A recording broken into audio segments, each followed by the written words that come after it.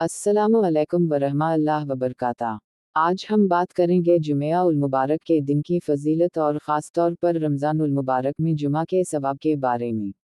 जुमा इस्लाम में एक बहुत ही अहम दिन है। कुरान मजीद में अल्लाह ताला फरमाते हैं, ए ईमान वालो, जब जुमा के दिन अजान दी जाए तो अल्लाह की याद के लिए निकल जाओ और तिजारत व ख़रीदो फरोख्त को छोड़ दो। सूरत अल-जुमा 9। यह दिन आम दिनों से अफजल है क्योंकि इस दिन अल्लाह की इबादत का सवाब कई गुना बढ़ जाता है।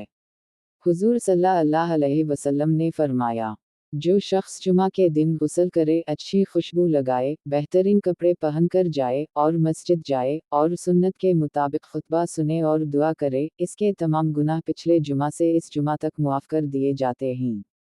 जुमा का दिन ऐसे मौक़े फ़राहम करता है कि इंसान ना सिर्फ अल्लाह की इबादत करे बल्कि अपने गुनाहों से तौबा भी करे। जो शख्स इस दिन नमाज जुमा पढ़ता है और खुतबा सुनता है, अल्लाह ताला उसे अपने फजल और रहमत से नवाजता है। ख़ास तौर पर रमज़ान उल मुबारक में जुमा की अहमियत और बढ़ जाती है।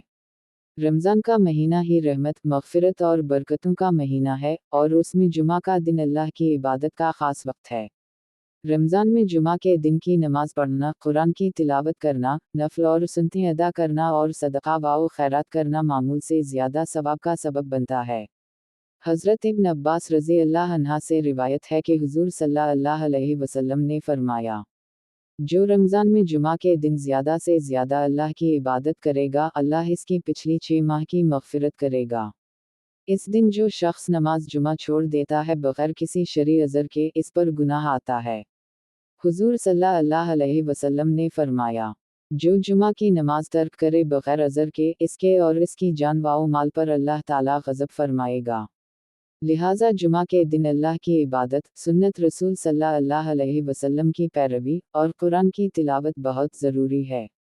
रमज़ान में जुमा के दिन का वक्त ख़ास तौर पर दुआ के लिए बेहतरीन है।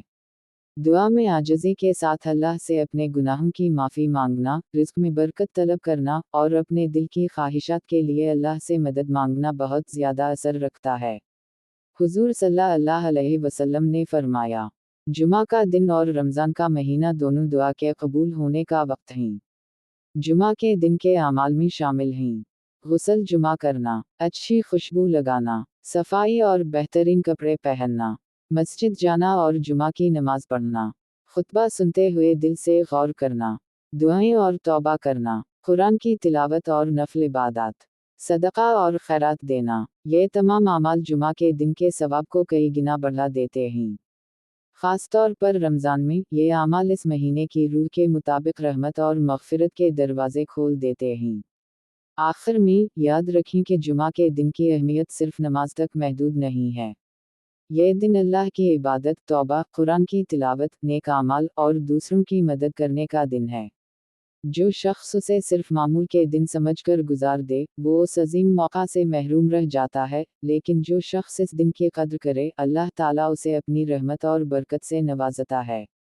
अल्लाह ताला हमें जुमा के दिन की अहमियत समझने और इस पर अमल करने की तौफीक दे। आमीन।